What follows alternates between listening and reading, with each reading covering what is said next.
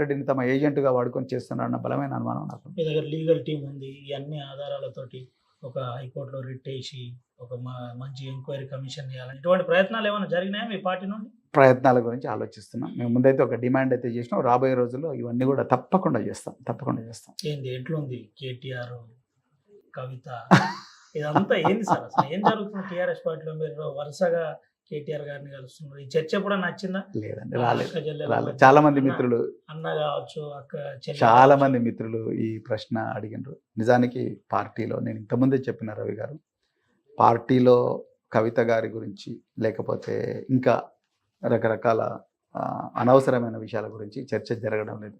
మేము ఎప్పుడు కేటీఆర్ గారిని కలిసినా మన సంస్థను ఏ విధంగా బలోపేతం చేయాలి, ప్రజల లోపలికి ఇంకా ఏ విధంగా చొచ్చుకొని పోవాలి, తర్వాత మనకు ఏ విధమైన అంశాలు రేపు రాబోయే రోజుల్లో పార్టీకి బాగా పనికొస్తాయి, తర్వాత పార్టీ వ్యూహము ఎత్తుగడ ఏ విధంగా ఉండాలి, వాటి గురించి ఆలోచించినాం. అదేవిధంగా తెలంగాణను ఈ బీజేపీ మరియు కాంగ్రెస్ల కూటమి ఏదైతే ఉందో ఆ కూటమి నుంచి ఏ విధంగా రక్షించుకోవాలి అన్న దాని మీదనే పార్టీలో చర్చ జరుగుతుంది తప్ప కవిత గారి మీద తర్వాత ఇంకెవరైనా వ్యక్తులు ఎవరైనా మాట్లాడుతుంటే పార్టీ లైన్ కాకుండా వేరే లైన్ ప్రకారం మాట్లాడుతుంటే వాళ్ళ మీద ఎక్కడ కూడా చర్చలు అయితే జరగలేదు నాకు తెలిసి. ఇంటలెక్చువల్‌గా ఉన్న ప్రవీణ్ కుమార్ ఎవరెస్ట్ లాంటి వ్యక్తిని టీఆర్ఎస్ పార్టీ నిర్వీర్యం చేసేసింది. ఒక జోకర్‌ని చేస్తుంది. రకరకాల మీడియా సమావేశాలు పెట్టిస్తుంది. అందరూ వరుసగా బహుజనులు, ఇతరులు, అతరులు వాళ్ళు వీళ్ళందరూ ఇష్టానుసారంగా కామెంట్స్ పెడుతుండ్రు. ఎప్పుడన్నా బాధ అనిపించిందా? కామెంట్స్ పెట్టడం నేను బీఎస్పీ ఉన్నప్పుడు కూడా పెట్టిన రవి గారు. నేను బీఎస్పీలో ఉన్నప్పుడు కూడా నా మీద కామెంట్స్ పెట్టిండ్రు. నేను గురుకులాలకు సెక్రటరీగా ఐపీఎస్ను వదిలి ఒక బంజారా సామాజిక వర్గంలో ఎక్కడో మారుమూల తండలో పుట్టి పెరిగిన బిడ్డ 13 సంవత్సరాల వయసులో ఆమె చేతిలో త్రివర్ణ పతాకం పెట్టి బాబాసాహెబ్ అంబేద్కర్ గారి బొమ్మ పెట్టి ఆమెను ఇంకొక అబ్బాయిని ఎవరెస్ట్ పంపించినప్పుడు కూడా అదే కామెంట్ చేసిండ్రు.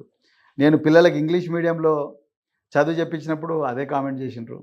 అదేవిధంగా నేను పిల్లలను విదేశాలకు పంపిస్తే కూడా అదే కామెంట్ చేసిండ్రు. నేను పిల్లలకు కేసీఆర్ గారిని కన్విన్స్ చేసి ఒక 600 గురుకుల పాఠశాలను తీసుకొచ్చి పిల్లలకి ఎస్సీ ఎస్టీ బీసీ పిల్లలకు వచ్చే ప్రయత్నం చేస్తే దాని మీద కామెంట్ చేసిండ్రు. 12వ తరగతి అయితేనే పిల్లలందరూ కూడా పెళ్ళిళ్ళు చేసుకుంటున్నారు. ఆ పిల్లలు పెద్ద ఎత్తున చదువుకోవాలి, అమ్మాయిలు చిన్నతనంలోనే తల్లులు కావడం ఏంటి, వాళ్ళకు కూడా కొన్ని కళలు ఉంటాయి కదా అని చెప్పి వాళ్ళకు డిగ్రీ కాలేజీలు పెట్టిస్తే వాటి మీద కూడా కామెంట్ చేసిండ్రు.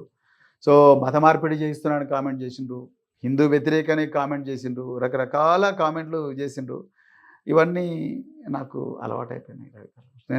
నేను లక్ష్యం అంతా ఒకటే, ఈ పేదరికానికి గురైన ప్రజలు, అనాదిగా వివక్షకు గురైన ప్రజలు, అనాదిగా అణచివేతకు గురైన ప్రజలు, వాళ్ళు ఏ కులానికి చెందిన వాళ్ళైనా వాళ్ళందరినీ కూడా సమానంగా తీసుకురావాలి, రాజ్యాంగ ఫలాలు వాళ్ళకి అందించేటట్టు చూడాలనే లక్ష్యం కోసమే నేను రాజకీయాల్లోకి వచ్చిన. సో అది కొరకు నేను ఆ రోజు రాజకీయాల్లోకి వచ్చిన తర్వాత బీఎస్పీలో చేరితే కూడా బీఆర్ఎస్ బీ టీం అని అప్పుడు అన్నారు. రైట్. ఇప్పుడు అధికారంలో ఉన్న కాంగ్రెస్ కాదని నేను కేసీఆర్ గారి వెంట నడుస్తే తెలంగాణ బాగుపడుతుందని చెప్పేసి, తెలంగాణలో అన్ని వర్గాల ప్రజలకు న్యాయం జరుగుతుందని చెప్పొస్తే అప్పుడు కూడా నా మీద 500 కోట్లు తీసుకొని బీఆర్ఎస్లో జాయిన్ అని నిందలేసిండ్రు. సో ఇవన్నీ కూడా నేను చూస్తాను. తర్వాత నేను ప్రభుత్వం ప్రతిక్షణం ప్రశ్నిస్తే కూడా నా మీద మళ్ళీ 500 కోట్లు గురుకులాల్లో తినడు ప్రవీణ్ కుమార్ అదే అన్నారు. అడగబోతున్నా. ప్రవీణ్ కుమార్ వల్లనే గురుకులాల్లో ఫుడ్ పాయిజన్ అంశం అదే నేనే ప్రవీణ్ విషాహారం కుమార్ పెట్టి నేనే చేస్తున్నాడు. అన్నం వండి Yes. గిన్నెలన్నీ తీసుకుపోయి పిల్లలకు గంట పెట్టి విషయం తినిపిస్తున్నా అని చెప్పేసి కూడా నా మీద ప్రచారం చేసిండ్రు. ఇప్పుడు కూడా ప్రచారం చేస్తున్నారు, ప్రతి చోట కూడా ప్రచారం చేస్తున్నారు. అవన్నీ నేను రేవంత్ రెడ్డి గారికి ఒకటే ఛాలెంజ్ చేసిన, నీ దగ్గర 1,00,000 మంది పోలీసులు ఉన్నారు, సిఐడి ఉన్నది, ఇంటెలిజెన్స్ ఉన్నది, విజిలెన్స్ ఉన్నది, వాళ్ళందరినీ మా ఇల్లు అడ్రస్ ఇదే 3-8 కోసిని కాగజ్నగర్ హైదరాబాద్లో ఉంటే హైదరాబాద్ అడ్రస్ ఎక్కడ ఉంటే అక్కడ మా ఇంటికి వచ్చి చూడండి, 100 సీసీటీవీ కెమెరాలు మా ఇంట్లో పెట్టు, నేను ఫుల్ యాక్సెస్ ఇస్తాను కూడా రేవంత్ రెడ్డి గారికి చెప్పింది. కానీ ఆయన కేవలం ఈరోజు ఉస్మానియా యూనివర్సిటీలో ఏం మాట్లాడిందో అవే అసత్యాలు, అబద్ధాలు, బూతులు, బాతులు. చుట్టూ సెక్యూరిటీ AK-47తో కాపుల.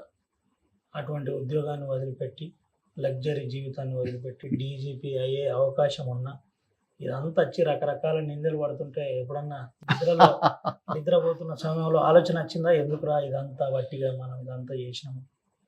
మనసుకు నచ్చిన పని చేస్తున్నానైతే ఆనందంగా ఉంది. కానీ మీరు అన్నట్టుగా అప్పుడప్పుడు గురుకులాలను అనవసరంగా వదిలేసామా, ఐపీఎస్ని వదిలేందుకు బాధ లేదు కానీ గురుకులాలను అనవసరంగా వదిలేసామా అన్న ఫీలింగ్ అప్పుడప్పుడు కలుగుతుంటుంది. ఈ రాజకీయాల్లో ఇవన్నీ తిట్టడము, ఇక రకరకాల ఉదాహరణకు ఆంధ్రజ్యోతి లాంటి దినపత్రికలు ఏంది సార్ నా పదే మీద పదే ఒక మీడియాలో అభండాలు ఒక అభండాలు వేయడము ఇవన్నీ కూడా చూస్తుంటే ఒక్కోసారి ఇవన్నీ కామన్ అనిపిస్తుంది. ఫస్ట్‌లో కొంత ఇబ్బంది అయినప్పటికి కూడా ఇవన్నీ కామన్ అనిపిస్తుంది. కాకపోతే గురుకులాలు వదిలేసినందుకు ఒక్కొక్కసారి బాధ అనిపిస్తది. అయ్యో! ఈ పిల్లలు మన సొంత బిడ్డల్లాగా చూసుకున్నాం గదా! 105 మంది పిల్లలు చనిపోయిండ్రు.